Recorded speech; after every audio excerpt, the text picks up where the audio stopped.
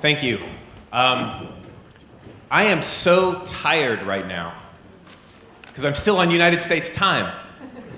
But I'm also so incredibly honored to be here.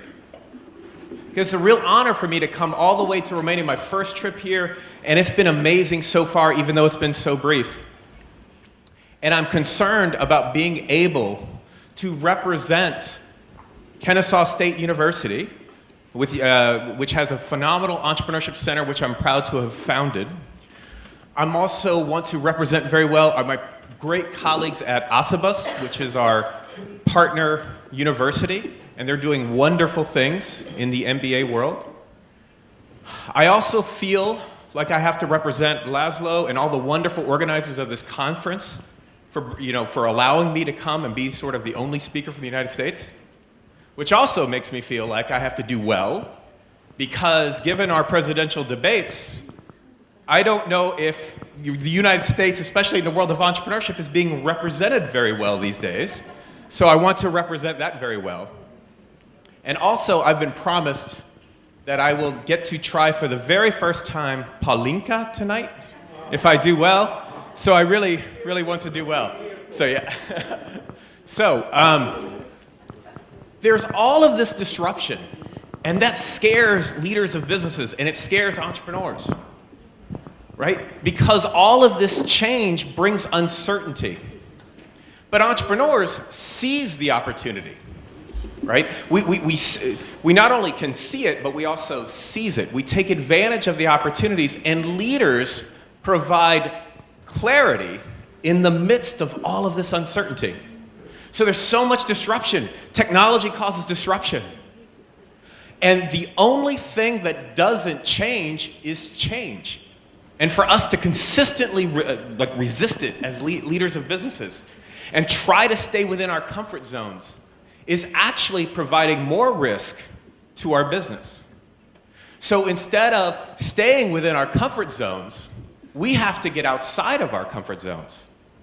Because as leaders, we can choose comfort or we can choose courage, but we can't have both, right? And courage is feeling the fear and the angst of all that uncertainty, but you know what? Proceeding anyway.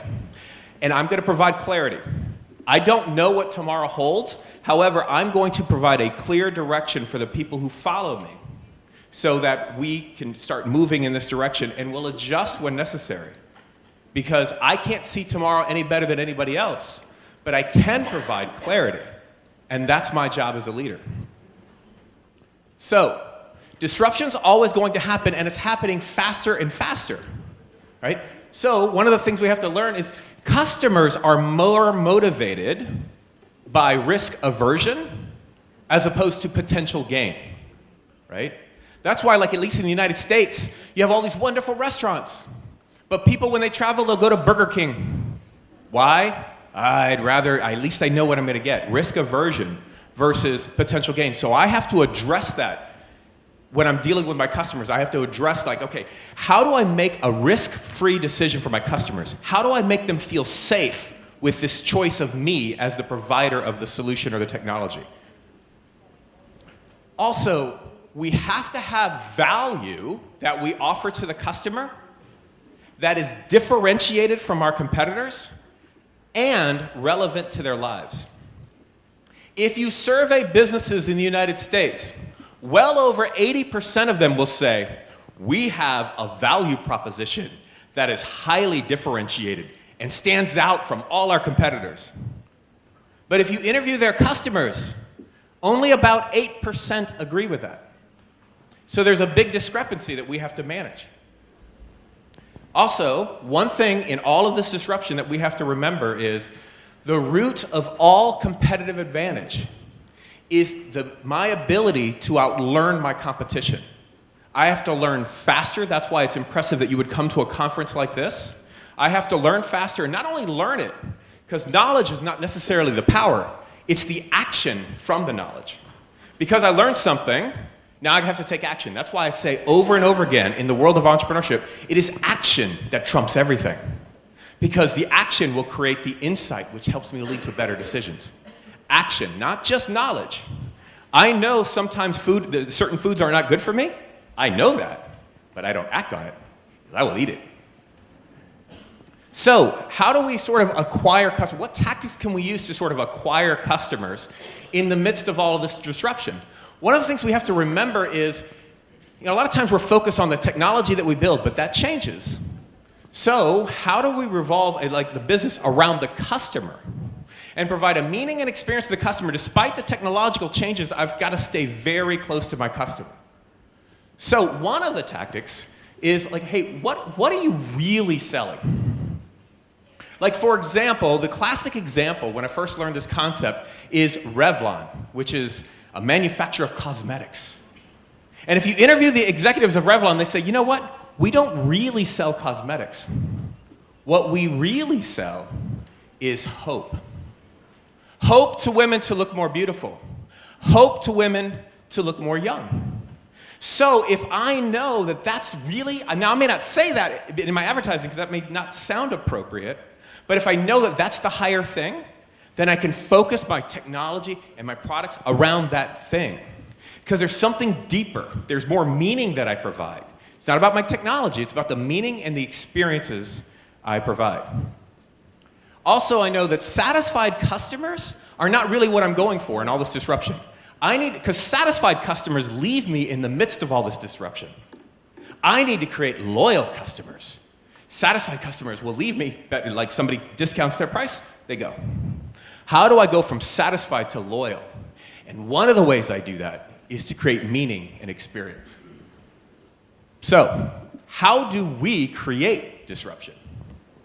There's several tactics, and some of these I'll be talking more about in the masterclass and that kind of thing, but just a couple of them for remember that might be simple things for you to take away is a very simple exercise. Okay, I'm gonna create disruption, then I have to be the only blank that does only blank, and fill in those blanks.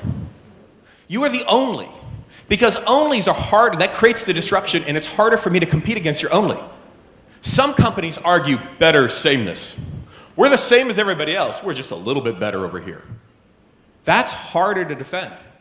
But if I'm the only, that's powerful.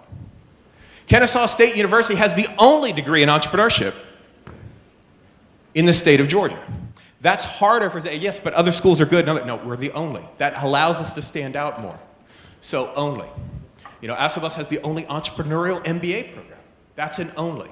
So you're the only blank that does only blank is a powerful thing. Also, if I get you to imagine what it's like if you do business with me. Imagining makes it real.